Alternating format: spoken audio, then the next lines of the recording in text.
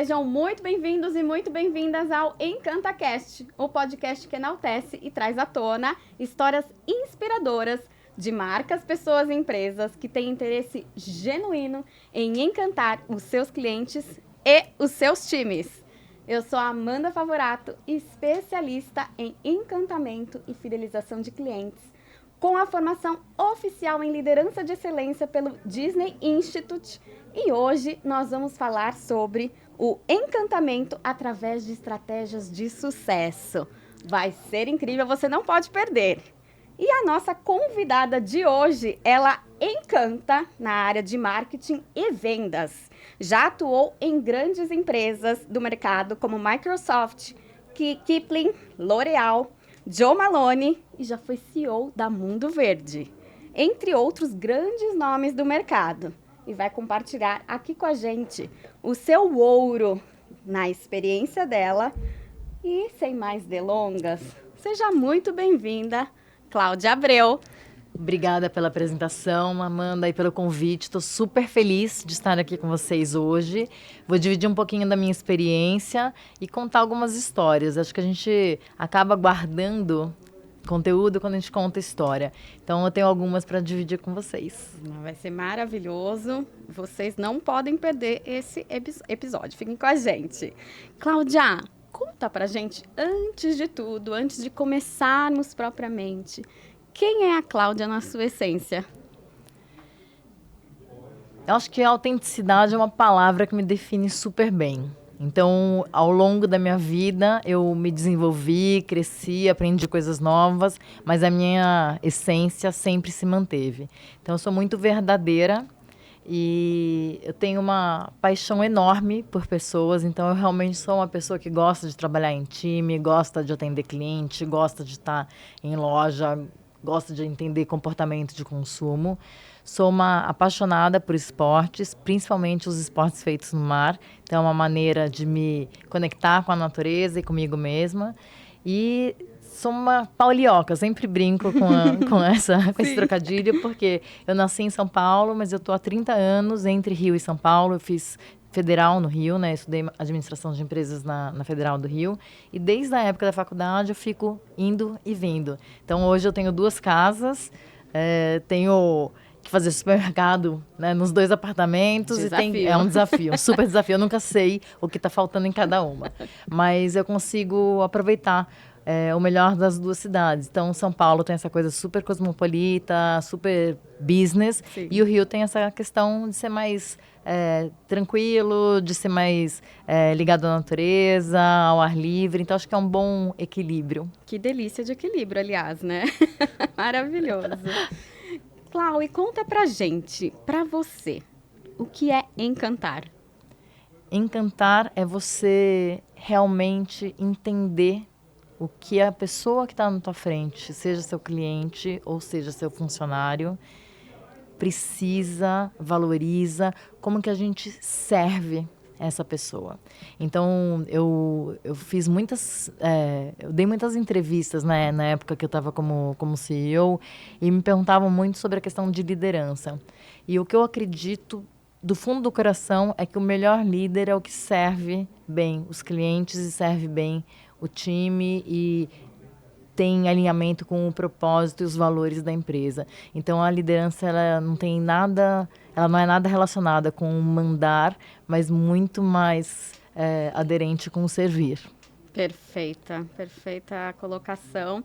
E eu posso dizer que eu assino embaixo, né? Aliás, eu vou trazer uma curiosidade para vocês, tá? Já tive a honra de ser liderada por Cláudia Abreu na Kipling. E posso dizer que realmente ela é tudo isso e muito mais. E ela vai trazer um pouquinho aqui. Eu fiquei super feliz, Amanda. Eu estava comentando hoje como eu tinha ficado contente com o convite, porque nós trabalhamos juntas já faz alguns anos. Sim. E é legal você perceber a história que você foi construindo ao longo da sua carreira. Então, outro dia eu estava lendo um artigo falando sobre relações, né? A qualidade das relações que a gente cria ao longo da vida. E a pergunta que a autora estava fazendo é: você tem alguém para ligar às 3 horas da manhã se você precisar de ajuda? Ou quem que poderia te ligar se precisasse de ajuda também. Então, né, em duas Sim. vias. E eu fiquei pensando nisso, eu falei, gente, eu tenho uma lista de pessoas. Eu tenho a sorte de Que ter uma delícia. lista de pessoas que eu poderia ligar. E segundo meu marido, todo mundo poderia me ligar às 3 horas da manhã, que realmente eu iria, né, ajudar. E aí, pensando nas relações profissionais, é muito legal você ver a sua história na hora que você vê as pessoas que trabalharam com você e que você mantém um relacionamento ao longo do tempo, mesmo que o convívio não seja mais diário. Então, eu fiquei super feliz com o convite. Queria te agradecer de novo. Ah, que honra. Você foi uma pessoa que realmente marcou a minha trajetória profissional Que bom, também. Tenho um que carinho bom. imenso. E tenho certeza que vai contribuir demais aqui com o EncantaCast, porque, como diz aí na sua caneca, Cláudia, você encanta. Fofinha. Obrigada. E vamos lá. Como que você considera que o encantamento contribui para a fidelização de clientes hoje? Ele é o fator fundamental, Amanda. Sem isso, a gente não consegue ter fidelidade. Quando a gente pensa num conceito de fidelidade, hoje ele é cada vez mais fluido. Por quê? Porque os consumidores têm muitas opções de consumo Sim. e têm muitos interesses. Então, não necessariamente você perde uma venda para um produto concorrente. Mas a gente viu acontecer isso. Um monte de gente migrando de comprar coisas para ter experiências. Então, né, o consumo de entretenimento, por exemplo, aumentou muito. Exato. Né? Viagem, show, restaurante. Então, as pessoas deixaram de comprar produtos para ter experiências. Então, se a gente não estiver muito atento em relação ao que o nosso cliente compra de verdade, a gente não consegue manter fidelidade. Outro dia eu estava dando uma palestra num evento bem grande, tinha uma audiência grande. E o tema da palestra era: o seu cliente compra o que você vende? Olha, E a profunda essa resposta, reflexão. e a resposta, na maioria das vezes, é não. Porque o cliente, ele compra o que ele percebe. Então, normalmente, ele compra um benefício que não é um benefício técnico. Então, a primeira história que eu queria dividir com vocês é essa. Há alguns anos, eu fiz um projeto para uma joalheria. E nessa joalheria, o projeto era entender um pouco o comportamento de consumo e como que a gente podia aumentar a taxa de conversão. Tá. Né? Então, você tem... Normalmente, quando a gente fala de vendas, a gente tem um trabalho de marketing, que é levar o cliente para a loja, e o trabalho da equipe de vendas é converter aquele cliente, né, na venda. Exato. E, preferencialmente, aumentando o PA, que é o número de peças por atendimento. Então, é assim que a gente consegue pilotar o faturamento de uma loja. Sim. E aí, nesse projeto, a gente percebeu uma joalheria que é mais moderna, a gente percebeu que tinham 2 grandes públicos. Um dos maridos e um das executivas, que compravam para uso próprio. Tá. Quando a gente olha, né, e quando entravam esses 2 tipos de clientes, os vendedores abordavam da mesma maneira. Essa peça tem tantos quilates e você parcela em 10 vezes. Só que ninguém entrou numa joalheria para comprar metal, né, quilatagem ou parcelamento. Exatamente. Então, quando a gente olha os maridos, normalmente um homem é ruim de demonstrar sentimento. Então, quando ele vai comprar uma joia, normalmente ele quer dizer eu te amo ou me desculpa. Sim, tem uma simbologia por detrás daquela joia. E ele está num momento de extremo desconforto, é pânico e terror total. Um homem na porta da joalheria, ele tá querendo cortar o pulso. Por quê? Porque ele vai demonstrar sentimento, então tem uma questão até de vulnerabilidade. É uma compra cara. Sim. De um produto que ele não sabe comprar. Então ele pensa, vou gastar uma nota e ela ainda vai trocar o presente que eu dei. Não sei se vou acertar, né? Exato. Então, o que você tem que fazer, né? Você tem que deixar o cara confortável. Então, o treinamento que a gente deu foi, entrou um marido, senta o cara, deixa ele dar uma relaxada, pergunta o perfil da esposa dele e você mostra 3 peças. Porque não pode dar muita opção para homem. Ele também não tem paciência de ver mais que 3. Quando você estiver mostrando a peça mais bacana, você vai virar para ele e falar assim, a sua esposa vai amar isso aqui. Putz, o cara deu aquela respirada, fez... resolveu o meu problema. Exato. Daí você vai falar do atributo técnico, vai falar da quilatagem, do parcelamento, então, fechou a venda. Quando é uma executiva comprando para ela mesma, ela está no momento de praticar a autoindulgência. Então, ela quer ver todas as peças da loja. Então, você pode descer o seu estoque inteiro. ela vai experimentar todas. E quando ela também estiver experimentando a peça mais bacana, você vai virar e falar, você merece isso aqui. Pronto. Tocou o coração ali. Isso daí eu posso contar por experiência própria, porque aconteceu comigo. Eu fui, uma vez, eu estava no Shopping Iguatemi e entrei numa joalheria. E aconteceu exatamente isso. A vendedora falou pra mim, você merece. Eu tinha acabado de receber meu bônus. Tinha sido aquele ano que eu tinha trabalhado pra caramba. Eu falei, cara, mereço mesmo. Dividi em 20 vezes o brinco. Mas é um brinco que toda vez que eu tenho um evento importante, eu coloco, porque eu sei que fui eu que comprei.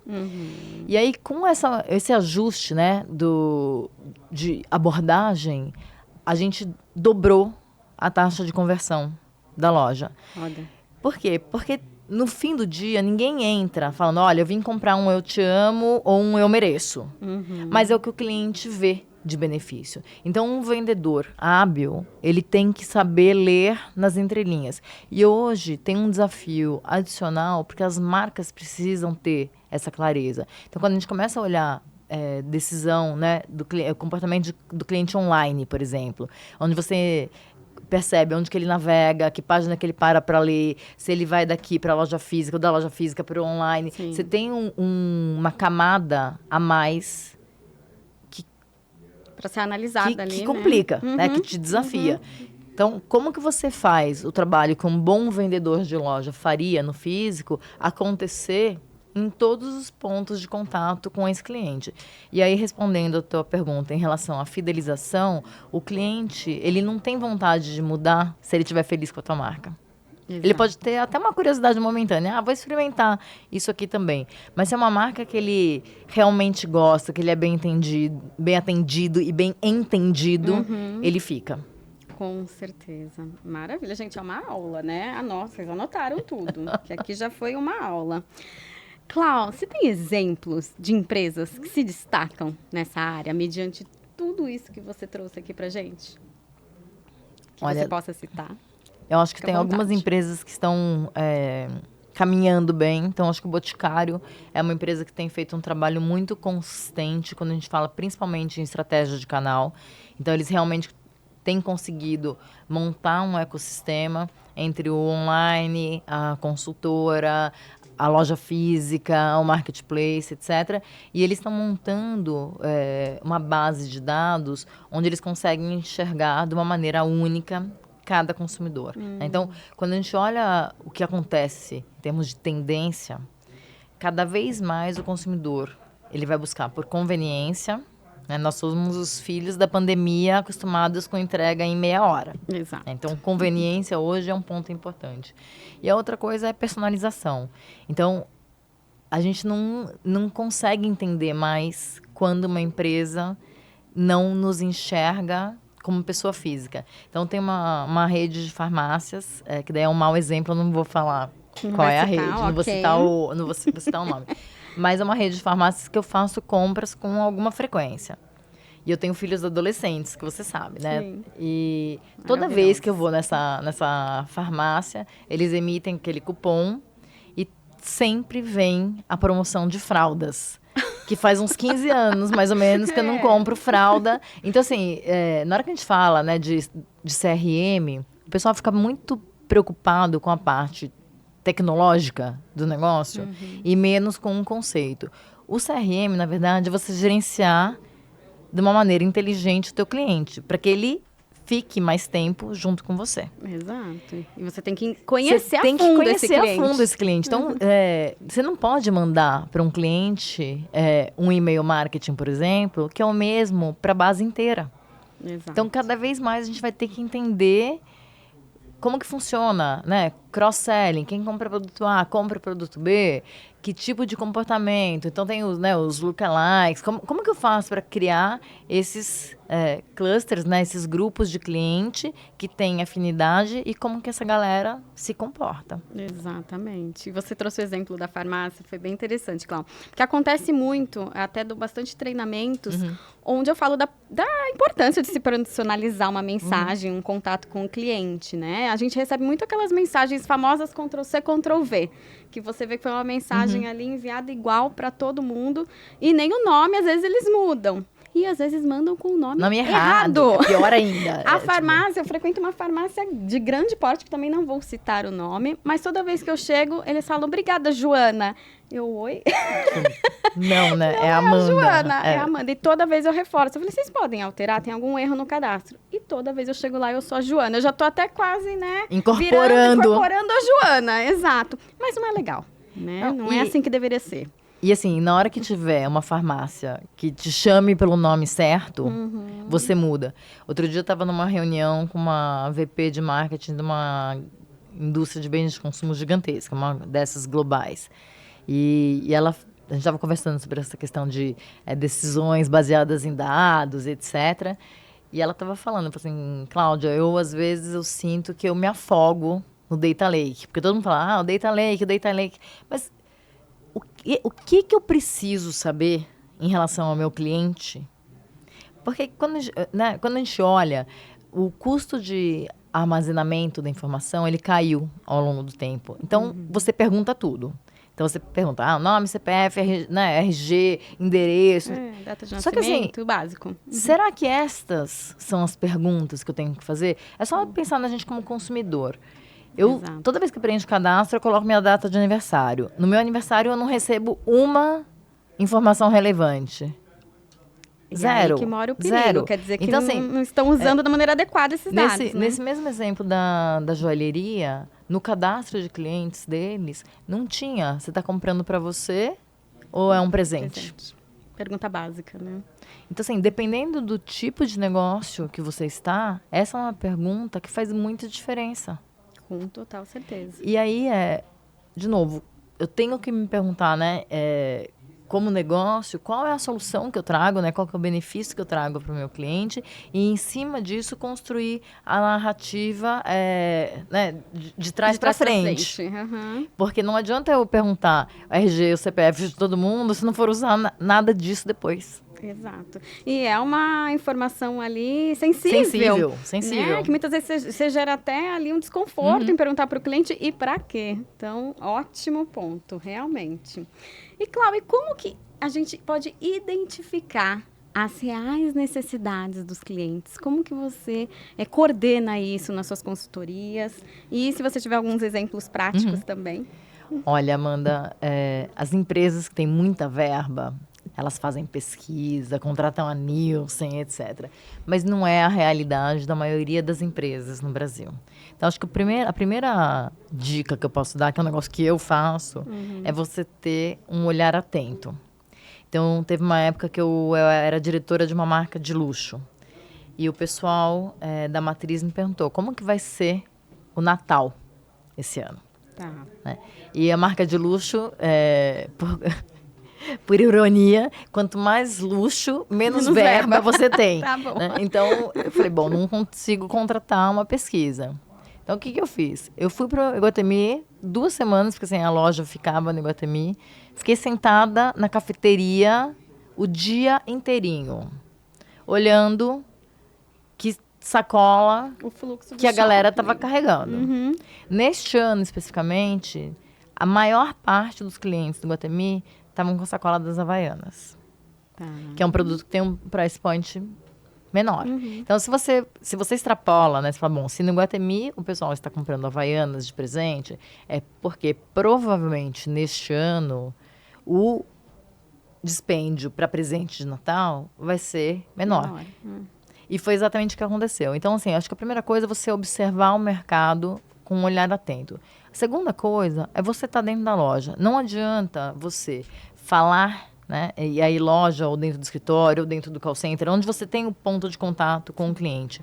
Não adianta a gente estar no escritório Atrás com o PowerPoint, com a planilha de Excel, né? Porque não é a vida real. Então, se você tiver um interesse, daí, de novo, o negócio o encantamento tem a ver com autenticidade, né? Com um interesse genuíno de ajudar o teu cliente. Exato. Se você entender o que acontece no chão de loja, você consegue destravar aquilo ali.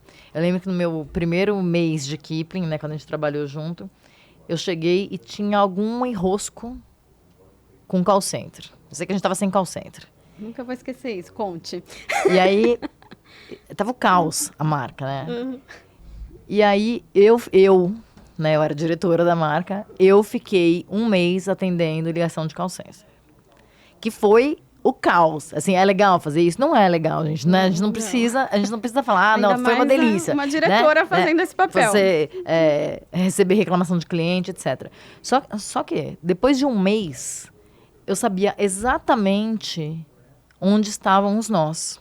Exato, os pontos que você tinha que atuar. Então, assim, quando a gente assume uma marca, por exemplo, né, normalmente você tem que definir prioridades, porque ninguém vai ter nem investimento, nem braço, nem tempo para fazer tudo ao mesmo tempo. Então, quais são os botões que eu consigo apertar que vão ter um impacto maior em receita ou em margem? Porque no final do dia, todas as empresas estão aqui para vender mais, com uma margem de contribuição saudável. É a última linha que conta, né? Então, assim, como que eu faço? Que botão que eu consigo apertar? Porque às vezes você investe uma super energia em algo que vai mexer o ponteiro um pouquinho. Se eu tiver clareza em relação a quais são os desafios que eu tenho, como que eu priorizo isso aí ao longo do tempo, né, para realmente gerar impacto, Sim. eu consigo destravar. Então, eu consigo fazer com que as coisas aconteçam de uma maneira mais fluida. Com certeza. E eu nunca vou me esquecer de uma frase que você me disse, Clau, que é: a reclamação do seu cliente é a coisa mais valiosa que você pode ter. É como se ele te desse uma consultoria gratuita. Eu sempre isso falo isso. marcou muito pra mim. Eu sempre falo isso. E eu replico muitas vezes isso. O pessoal contrata empresas de consultoria, mas ele poderia só ouvir a reclamação do cliente. É maravilhoso, porque o cliente que reclama, ele se importa o suficiente para reclamar. Exato. Ele poderia simplesmente ir embora. É isso. E aí, se ele não reclama, enquanto ele está reclamando, a empresa tem que dar valor. Tudo bem. Tá tudo bem, exatamente. Quando ele não reclama é porque você perdeu o cliente, realmente, né? Perfeito. Nossa, que ótimo. E como que a gente alinha, né, as estratégias para a gente conseguir equilibrar tudo isso, Clau? Posso dar um passo para trás? Claro. Vou contar mais uma história que eu acho que é legal. Por favor. E depois a gente entra nessa pergunta. Que Claro. a gente está falando de reclamação de cliente, entender o que o cliente compra. Vou contar uma história pessoal que aconteceu comigo. Quando eu estava grávida da minha primeira filha, na época eu trabalhava na Microsoft, eu tinha uma posição que eu precisava viajar muito, né? Empresa global, etc. E primeira gravidez é uma gravidez que você tá mais sensível, você não sabe como que é. E ia ter o Dia das Mães, que ia ser na minha casa. Então, seria meu primeiro Dia das Mães. Então, viria minha sogra, viria meus pais. Né? Ia ser um almoço grande. Reunião de família. Eu não sei cozinhar. Tá. Não quero saber também. Eu já sei fazer muita coisa. Você é boa em outras coisas. Eu já sei fazer muita coisa. Então, assim, cozinhar não é um dos meus talentos. E eu tinha uma moça que trabalhava comigo na época, que ela cozinhava, ela vinha segunda, quarta e sexta. Dia das Mães era no domingo. Na sexta-feira, a Maria Helena, que era cozinheira, ia estar em casa. Eu falei: Maria Helena, vamos fazer o seguinte pro Dia das Mães. Vamos fazer um estrogonofe, que é uma comida que, assim, não é muito glamurosa, mas meio que todo mundo come. Sim. Dá para comer sem precisar de faca, né? Você consegue comer só com um pratinho e com um garfo, porque não tinha espaço para todo mundo sentar também. Vou fazer as compras online, que eu sou a pessoa do online total. Eu também, estamos juntas, né? Nessa. E você deixa tudo pronto, no domingo eu só esquento, coloco o creme de leite, beleza. Daí tô eu em reunião de budget na sexta-feira, meu telefone tocando. A Maria Helena me ligou, sei lá, 20 vezes. Eu falei: gente, acho que pegou fogo na casa, né? Aconteceu alguma coisa. E eu normalmente não atendo celular, mas eu pedi licença pro meu time e falei: olha, acho que aconteceu alguma coisa na minha casa, deixa eu entender o que foi. E aí, quando eu liguei pra ela desesperada: Dona Cláudia, o Pão de Açúcar entregou frango em vez de filé mignon. E o seu fulaninho não come frango. Falei: a senhora comprou errado. Eu falei: não, Maria Helena, tenho certeza que eu comprei filé mignon. Eu vou ligar para o Pão de Açúcar e a gente vai resolver. Sim. Daí liguei, falei com a atendente: não, a senhora pediu frango. Eu falei: não, então, minha querida, não pedi frango. Meu marido não come frango. Eu tenho certeza absoluta que eu pedi filé mignon. Você pode me chamar? Daí ela começou a discutir comigo. Eu falei: então, eu tô te contando que eu não comprei o frango. Eu comprei filé mignon. Daí passou pro supervisor. Não, a senhora comprou frango. Eu falei, não comprei frango. Deve ter algum problema no site, tô te falando. E comprei filé mignon. Eu sei que o negócio foi escalando. Ninguém resolvia. Ninguém resolvia. Até que eu consegui falar com o cara, o VP de marketing na época, que também era responsável pela parte de customer service. Na hora que eu fui falar com ele, eu já tava uma pilha, eu já tava, sei lá, 1 hora tentando resolver esse negócio. A empregada ia embora, eu falei, gente, eu não vou ter almoço de Dia das Mães. Então, assim, eu não tava discutindo se eu tinha comprado A ou B. Eu tava negociando meu almoço de Dia das Mães, que era o meu primeiro almoço. Daí, na hora que o rapaz atendeu, eu comecei a falar com ele. Daí eu virei e falei assim... Falei exatamente isso. Falei, não é frango ou filé mignon. Vocês acabaram com o meu primeiro Dia das Mães. E comecei a chorar. Que, assim, não sou a pessoa que chora, tá? Mas tava tão... Acho que eu tava sensível no negócio da gravidez. Claro. Eu comecei a chorar. Eu tava indignada com aquilo. Eu falei, cara, como eu vou receber? Tinha, sei lá, 40 pessoas pra almoçar na minha casa e eu não tinha almoço. Eu comecei a chorar dele. Não, Cláudia, fica tranquila, não sei o quê. Sabe o que o Pão de Açúcar fez? Eles mandaram o chefe do Pão de Açúcar para cozinhar na minha casa no domingo. Mas fecharam assim, com chave de ouro, pelo menos? Então, assim, não, foi maravilhoso. Porque, assim, e essa história é uma história que eu faço questão de contar. E assim, eu sou uma cliente do Pão de Açúcar até hoje. Sim. Porque eu acho que eles fizeram um excelente trabalho. Porque o cara entendeu que eu não estava comprando um produto. Eu estava comprando o almoço do Dia das Mães. Perfeito. E era meu primeiro almoço. E aí, de quem era a culpa também... Não vinha ao caso. Não importa, Vamos resolver o problema e depois a gente acerta dentro de casa. Então, acho que essa daí é uma história legal também em relação a gente entender o que o cliente compra, né? Qual que é a solução que eu trago. E mesmo no momento de crise, ter a sensibilidade para conseguir reverter isso para uma história positiva. Tá? Exato. Agora, se você puder fazer de novo essa pergunta, por favor.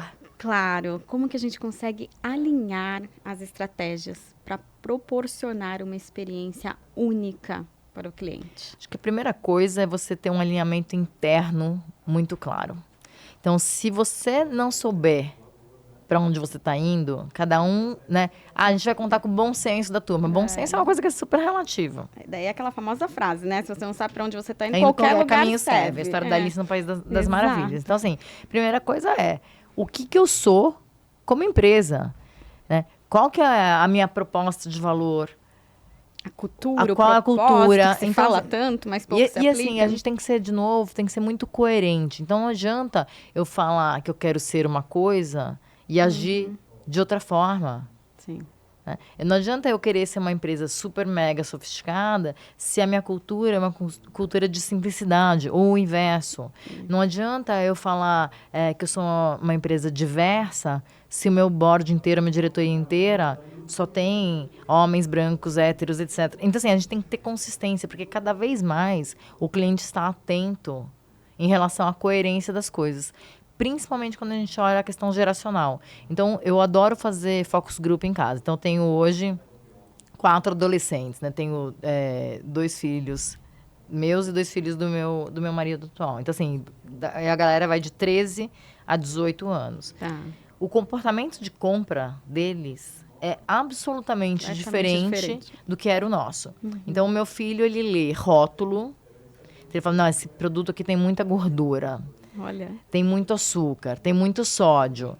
Ele é o rei da sustentabilidade. Então, ele me pergunta por que meu carro não é elétrico, por que meu cabelo é comprido e eu gasto muita água para lavar. Então, assim, esse tipo de questionamento está cada vez mais sendo feito. Sim. E a decisão de compra deles vai ser muito atrelada a o que aquela empresa traz para a mesa. Então, assim, eles me perguntam, mas como que esse produto foi feito?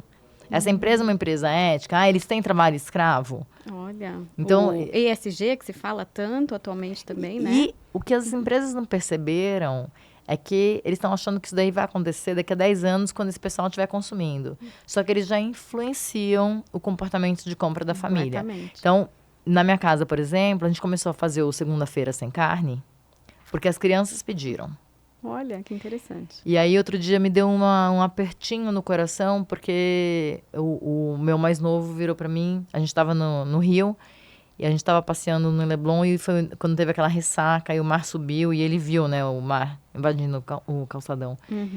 E ele virou para mim e falou assim, mãe, isso aqui é mudança climática, não é? Eu falei, é. E ele falou assim, será que eu vou conseguir viver a minha vida inteira se as coisas continuarem assim? E daí me deu um aperto no coração. Até me porque assim, emociona, Cláudia. porque assim, não sei. A gente não para pensar nisso, mas é a Mas é a real. realidade. Então, assim, um negócio que parecia super distante, hoje em dia, cara, eu falei, não sei. Falei assim, o que a gente consegue fazer é influenciar o nosso pedaço. Então, como que a gente consome? Então, assim, na minha casa a gente recicla as coisas. A gente tem evitado comprar coisa que não precisa. Então, assim, com pequenas coisas. Porque, assim, é o que dá Fazendo pra a sua fazer. parte, Mas né? se cada um fizer a sua parte, as coisas já melhoram. Só que, de novo, quando a gente pensa nisso, extrapolando para um cenário de negócios, as empresas vão ter que considerar esse tipo de coisa. Não porque é legal, mas porque é mandatório fazer. Então, quando uma empresa, por exemplo, não se posiciona em relação a uma questão relativa à diversidade, por exemplo, esse público vai questionar essa empresa.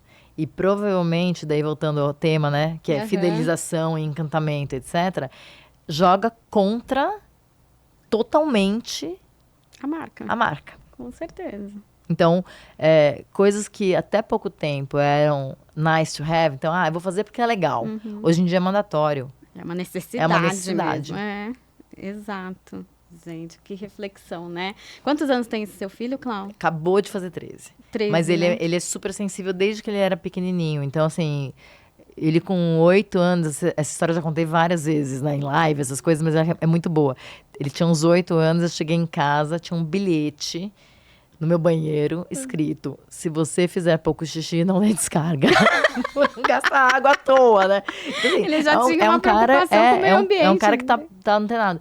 E eu tava outro dia numa palestra, era uma palestra com um psicanalista, e falando sobre a questão de saúde mental nas empresas, tal, e fizeram uma pergunta em relação às crianças, né?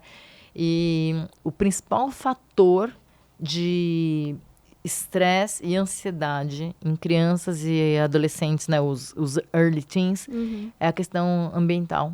Porque para eles hoje virou uma questão real.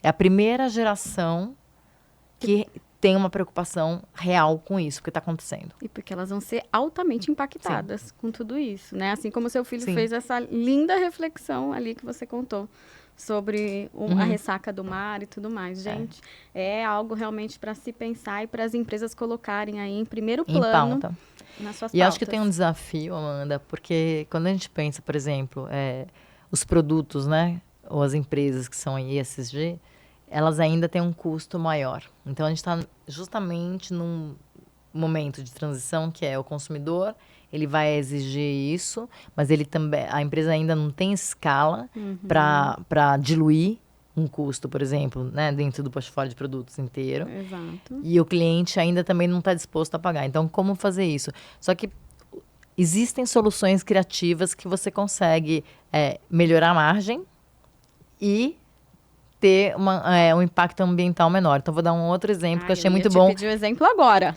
Eu vou, inclusive, escrever um post no LinkedIn hoje sobre isso. Tem um grupo de restaurantes no Rio que chama Gourmet, que é um restaurante japonês. Não sei se você conhece. Não. É do Grupo Trigo. Eles estão fazendo um trabalho bem bacana. E aí, o Gourmet, ele é como se fosse... É um restaurante japonês, mas é uma cadeia, né? Tem várias unidades. E no Rio Design Leblon, tem uma escola de yoga, que por acaso é um dos lugares que eu faço yoga. No caminho da escola, né, que é dentro do shopping, tem um gourmet. E eles acabaram de lançar o gourmet, o vegano. E eu tava pensando nisso, falei, cara, os caras foram muito espertos. Por quê? Espertos no sentido positivo da palavra, de serem visionários. Hoje, quando a gente fala, de novo, em tendência, essa questão vegana, de clean food, etc., é super forte. Então, eles estão endereçando uma tendência de comportamento de consumo. 2, eles estão pegando um público-alvo que talvez não consumisse comida japonesa e está levando para o restaurante deles. E 3, quando a gente pensa numa loja, num food service, etc., você tem 3 principais fatores que impactam o P&L de uma loja. Custo de aluguel, custo de ocupação. Sim. 2, custo de folha. E 3, custo de mercadoria. Provavelmente, eu ainda não bati o preço, mas meu chute, assim, tenho quase certeza que provavelmente o preço do sushi com peixe, do sushi vegano, deve ser muito próximo. Só que o custo da matéria-prima é infinitamente menor. Então, eles melhoram a margem de contribuição da loja. Quanto mais eles venderem o vegano, mais rentável fica aquela loja. Então, assim, eles estão endereçando uma necessidade do cliente, respondendo uma tendência de mercado e ainda estão melhorando o P&L. Gente, é o combo perfeito ali, né? Maravilhoso. Plano perfeito mesmo. Então, assim, eu acho que esse tipo de sacada as empresas vão ter que ter cada vez mais. E aí eu vejo muita gente falando sobre, vamos montar um squad de inovação. E daí pensa que, né, vamos desenvolver o negócio da NASA. Mirabolantes, E às vezes é só você atender uma coisa que o cliente já pediu. Uma necessidade ali. Mas a gente só vai descobrir essa necessidade se estivermos com esse olhar voltado para o cliente, né? Tem que ter um o olhar cliente atento. no centro. Exato. E nisso a Disney é uma referência. Maravilhosa. Muito boa, realmente. Trata bem. Eles têm um departamento de guestologia, que eles chamam, onde eles fazem todas as análises de necessidades dos clientes. Mas quantas empresas atualmente estão preocupadas em conhecerem a fundo seus clientes? Pouquíssimas. Infelizmente. Só que num cenário cada vez mais competitivo, ou as empresas vão fazer isso ou elas vão morrer. Exato. E cada vez mais a gente vê portas fechando aí, né? Por falta realmente... às vezes é falta de má gestão, má administração, mas tudo isso está com certeza envolvido no olhar que não está genuinamente voltado para o cliente. E aí a gente precisa pensar no cliente externo e no cliente interno. Sim. Hoje eu estava lendo uma reportagem, eu não vou falar o nome da empresa, é uma empresa de tecnologia grande, e que tem tido ondas de demissão voluntária, as pessoas pedindo para sair, porque eles estão obrigando a volta do trabalho 100% presencial, que é um dilema. A gente sabe que tem prós e contras nos dois modelos. Sim. Não estou nem reforçando, não estou defendendo nenhum lado. Mas o ponto é, na hora que você toma uma decisão dessas, você tem que estar preparado para o impacto que isso pode ter dentro da sua organização. Sim. Porque na hora que você tem grande parte do teu time saindo, primeiro que esse pessoal sai fazendo propaganda negativa da tua empresa. Então, assim, para você atrair e reter é mais difícil e é mais caro. Sim.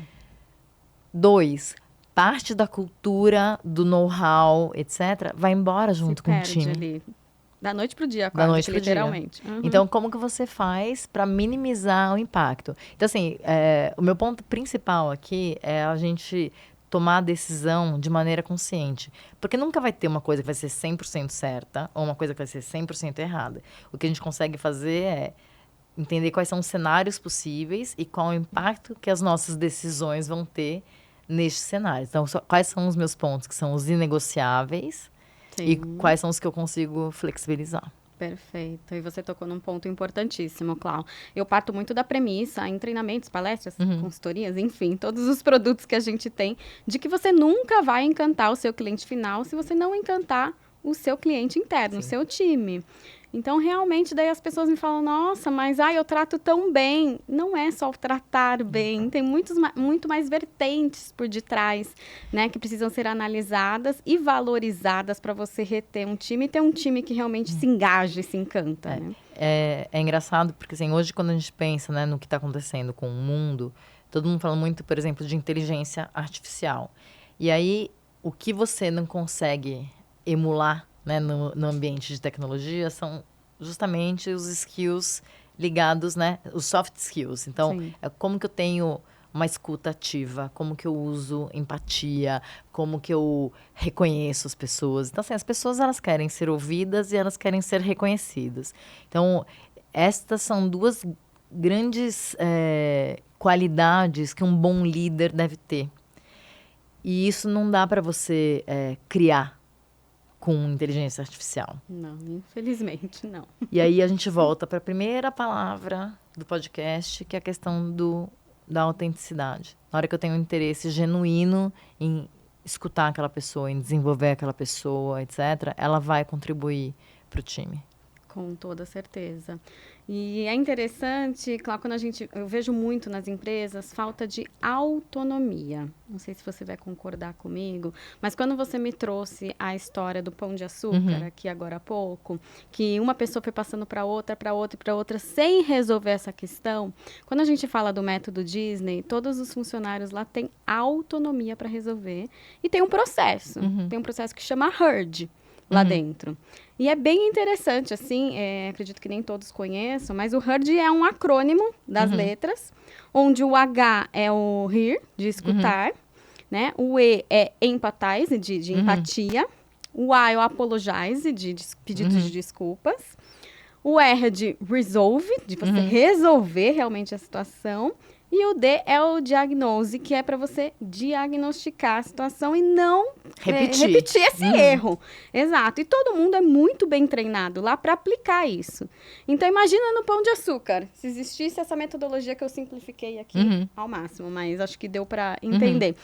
Se existisse uma metodologia, um processo, onde todo mundo tivesse um processo e autonomia aliados, com certeza os clientes estariam muito mais satisfeitos, Com né? certeza. Apesar do seu caso ter sido fechado com chave de ouro, mas poderia ter sido poderia diferente. não ter chegado até ele, poderia ter parado no supervisor e ia ter sido uma experiência desastrosa. Frustrante. Então, essa questão de autonomia, se fala muito em exigir do funcionário a questão do espírito de dono.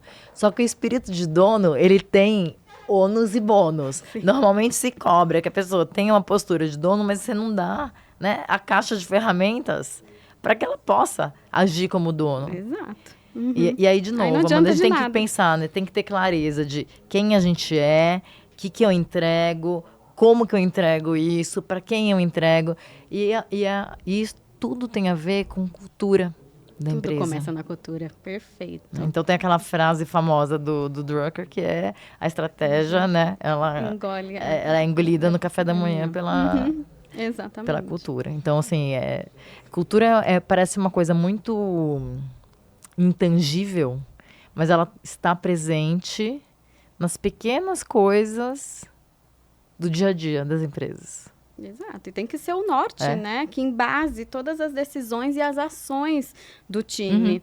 Mas falta clareza também, às vezes para construir a cultura e outras vezes para você conseguir replicar essa cultura. E aí que tá, né? O pulo do gato.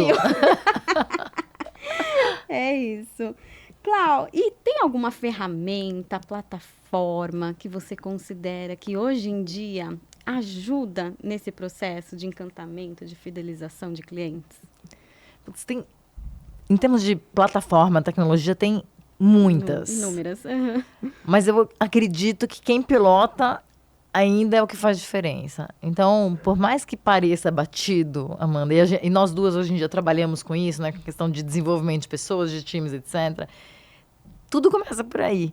Não adianta você implementar uma tecnologia maravilhosa, né? Então, eu trabalhei na Salesforce, que é uma empresa focada em tecnologia, principalmente aí, né, o carro-chefe da Salesforce é CRM.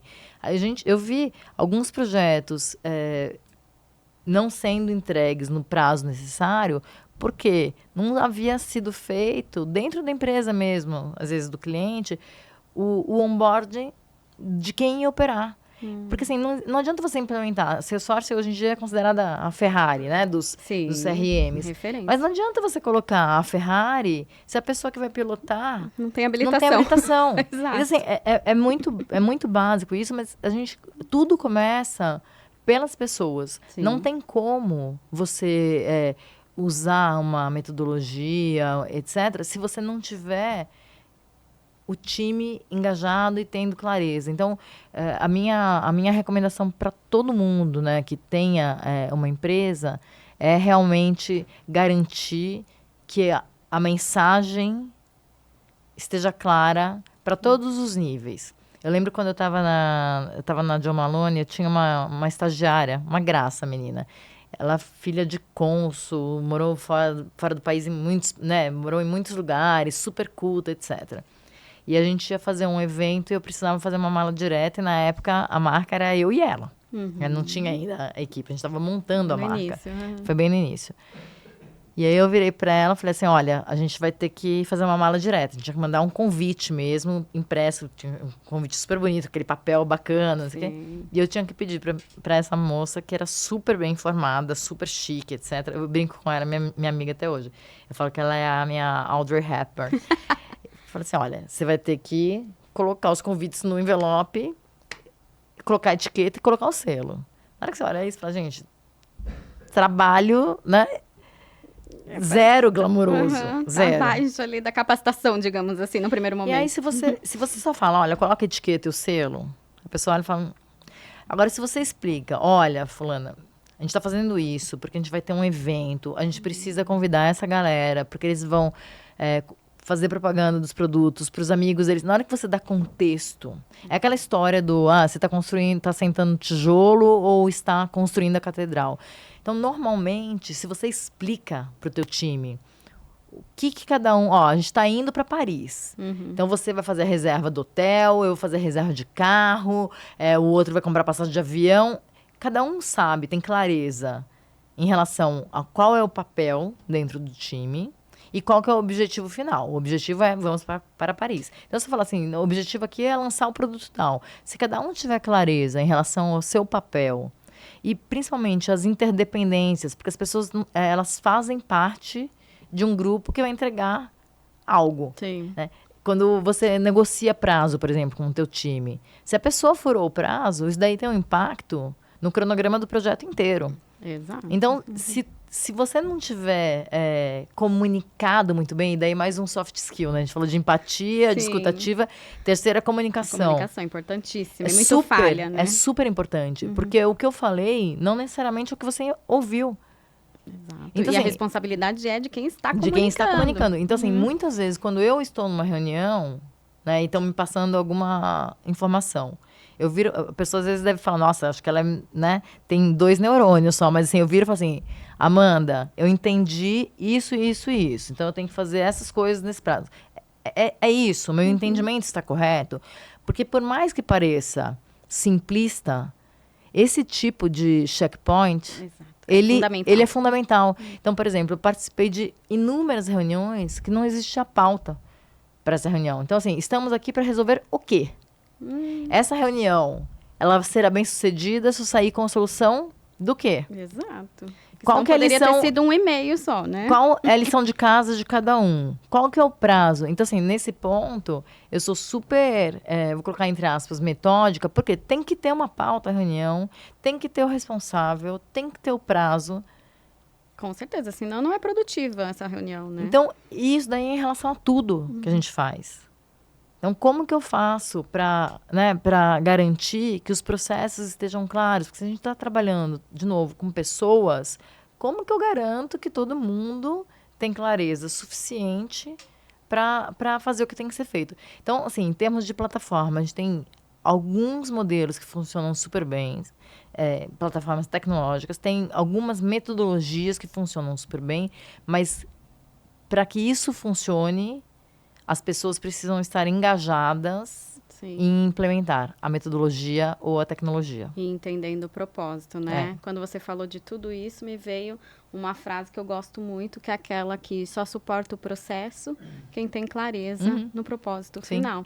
E realmente, né? É tão simples a frase, mas muitas pessoas não colocam em prática essas ações. Se você sabe o porquê, o como ele acontece. Exato. Exato. E o que eu tenho visto, Amanda, também, é que hoje tem tanta coisa.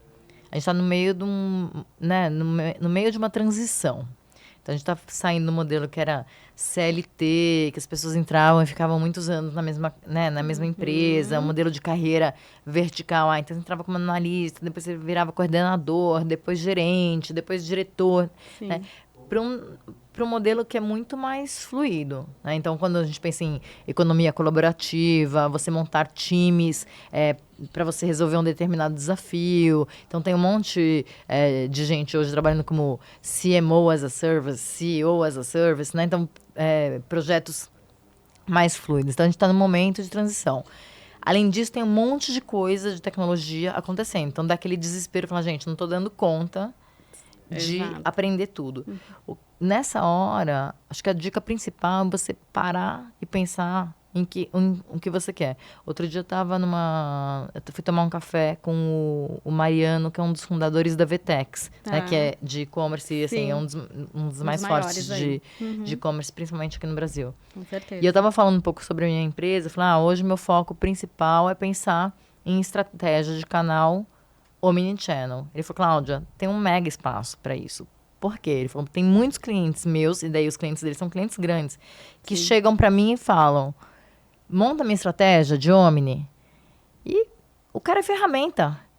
Assim, Exato. a estratégia... Não é a parte de estrategista Não, da coisa. a estratégia tem que ter sido pensada antes, né? Quais são os meus pontos de contato com o cliente, né? Falo com o cliente, no mercado, né, no Mercado Livre, no Instagram, no TikTok, no meu e-commerce, na loja da Centauro e na minha loja física. Sim. Como que eu vou fazer uma proposta de valor para cada um desses canais? Eu consigo fazer essa informação circular de maneira integrada ou não? Então, eu sou multicanal ou eu sou omnicanal?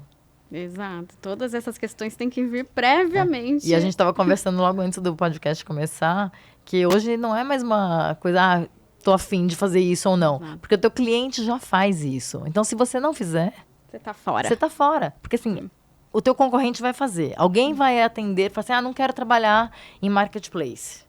Tá, tem um concorrente seu que está trabalhando. Exatamente. Então, de novo, como que eu sirvo o meu cliente da forma que ele quer, no canal que ele quer, pelo preço que ele quer, o produto que ele precisa. O olhar voltado genuinamente para o cliente que a gente tanto fala, né, Cláudia? Ótimo. Nosso papo tá incrível. E a gente está quase partindo para o final, mas a gente quer ouvir um pouco mais você, Cláudia, porque vale a pena. Passa rápido, né, Passa muito rápido.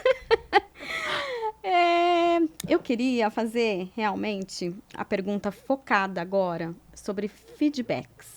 Você já foi gestora de grandes times, de grandes marcas, né? Como que você enxerga o feedback hoje em dia, de maneira que ele venha para uma melhoria contínua e não seja só aquele feedback negativo, que ele realmente traga coisas positivas para as pessoas? O feedback, já ouvi essa frase algumas vezes, o feedback é um presente, eu acredito nisso. Então, alguém está se dispondo, está dando tempo para te desenvolver. Então, acho que esse é o primeiro pano de fundo. Sim. Né? Porque em vez de você ter uma postura reativa, você fala, não, a pessoa ela se importa, né? Que nem a gente falou do cliente que reclama, o gestor que ele está dando feedback, ele também quer desenvolver esse funcionário, porque senão ele poderia simplesmente desligá-lo. Exato, perfeito. Então, esse é o primeiro ponto. O segundo ponto o feedback, ele pode ser dado, mas ele tem que ser dado de uma maneira gentil. Então, a gente tem que tentar evitar ao máximo o nosso viés pessoal ou qualificar, então usar adjetivos, mas se ater ao fato. E o terceiro ponto é dar exemplos, porque às vezes você fala, sei lá, você foi prolixo ou o trabalho que você me entregou não estava com uma boa qualidade. Mas para a pessoa, ela fez o melhor que ela podia dentro daquele contexto. Então, quando você for dar um feedback, você precisa mostrar que outra forma que essa pessoa poderia fazer. Ou, no mínimo, fazer perguntas. O que você acha que faltou? Quando você me fala de tal coisa, será que não faltou olhar esse outro ângulo? Então, o trabalho de desenvolvimento de equipe, ele precisa ser realmente transparente e precisa ser gentil. Então, eu sou super contra, né? Todo mundo falava super bem do Steve Jobs. Steve Jobs era um gênio. Ele era mesmo. Mas um império, mas a custas de quê? Eu não acredito nesse modelo. Eu também sou da linha humanizada, digamos assim. Mas não passa a mão na cabeça da turma também não, Amanda. Então, assim, eu acho que a clareza e você ser justa é super importante. Sim. Então, a gentileza que você bem colocou aqui. Mas, assim, tá combinado o jogo? Está combinado. Exato. Então, vamos ter consistência dos dois lados. Mas é importante, se você quer ter um time de alto desempenho, você vai ter que puxar, vai ter que subir a barra. Não tem jeito. Tem horas que você tem que ser mais dura, não tem como. Mas tem formas de ser dura, não tem? Eu não sei nem se é dura, Amanda, mas assim, é realmente você... Mais firme? Não, acho que você tem que ter disposição. Porque é um processo, algumas vezes, que é quase educativo. Então, a liderança é uma coisa que você faz muito pelo exemplo. Sim. E você precisa ter consistência ao longo do tempo. É que nem quando a gente está fazendo dieta ou treina, né? Tô fazendo musculação. Não adianta fazer isso uma vez por ano e achar que resolveu. É uma questão de frequência. A consistência, exatamente. Eu falo que você nunca vai ter sucesso antes de você ser constante Exatamente, em qualquer coisa. Em qualquer coisa. Então, é extremamente necessário. Palavra do chave aí, né? Que vira chaves na mente das pessoas. Legal, Clau. E qual é a dica de ouro e a recomendação que você dá para as pessoas hoje em dia que querem ter uma liderança, né, mais voltada para o cliente, para os seus times, no geral? Qual é a dica de ouro que você dá? Você enxergar a pessoa que está na tua frente. Foi a primeira, segunda frase que eu falei. Tudo se baseia nisso. Sim. A partir do momento que você enxerga, porque às vezes a gente olha, mas a gente não vê, Exato. de verdade. Do mesmo jeito que a gente escuta, né, mas eu não processei aquela informação. Isso. A gente não foi ensinado a fazer isso. Quando a gente está falando, por exemplo, de escutativa, né, que está na moda agora o termo. A gente foi ensinado enquanto a outra pessoa está falando, a gente já pensa qual a resposta que eu vou dar em cima daquilo ali.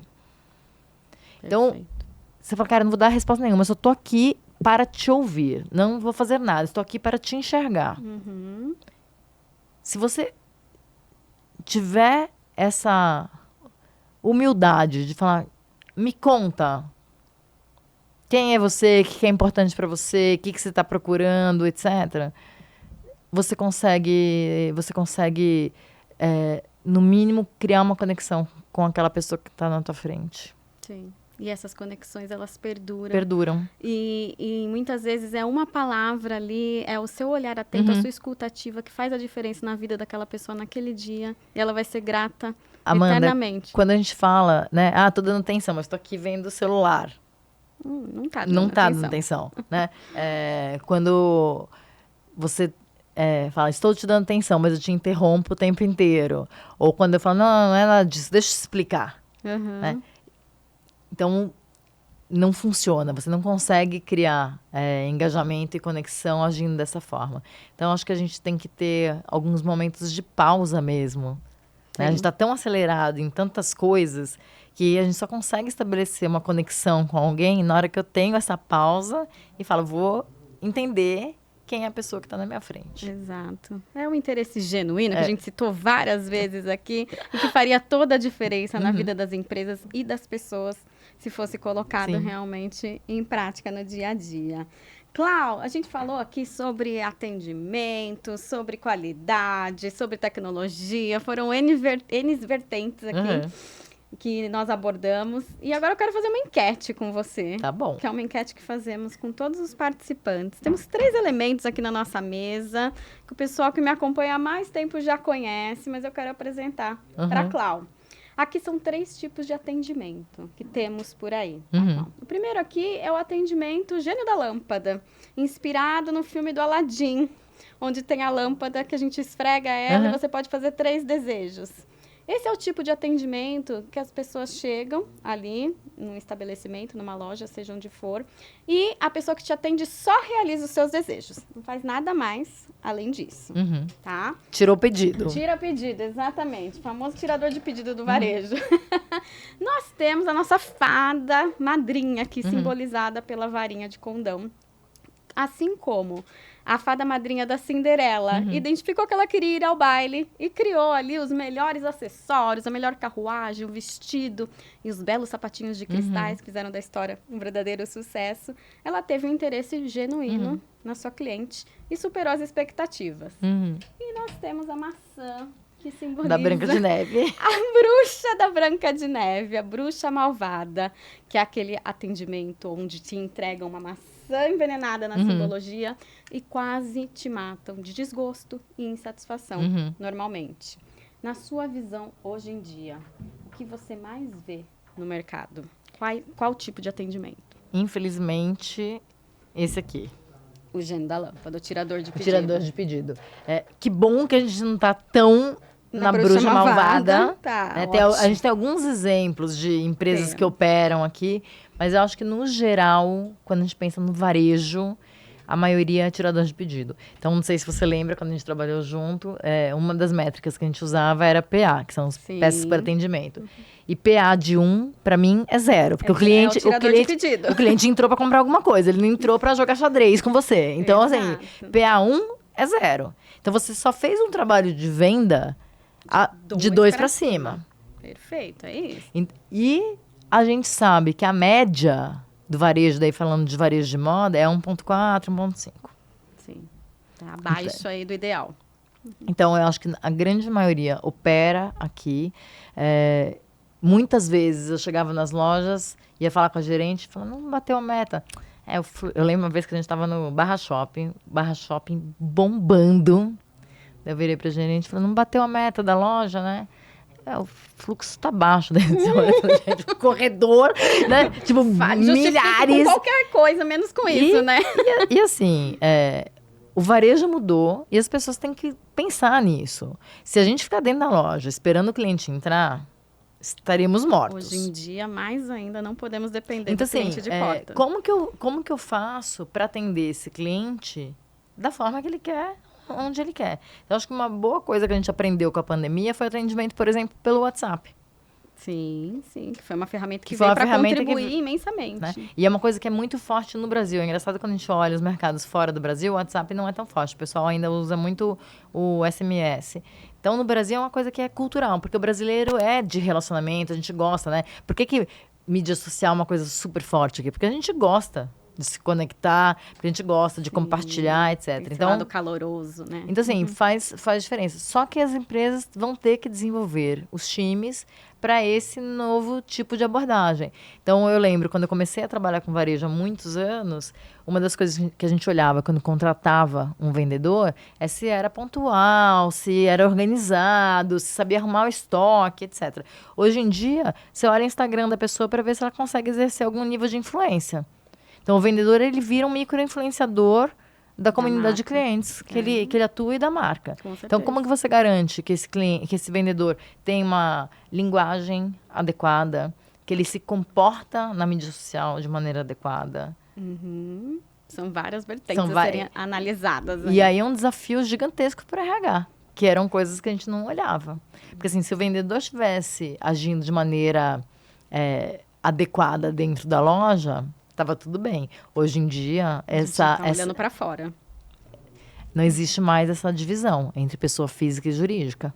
Exatamente. Então, o jeito que você se comporta impacta em tudo, até na decisão do RH em te contratar ou não. É a sua imagem ali. E aí, as empresas que estão fazendo isso aqui bem feito são as empresas que estão prosperando, que tem uma base de fidelidade maior. Quando, né, a gente tem hoje a sigla, né, do LTV, que nada mais é quanto tempo o teu cliente fica com você. Sim. Né?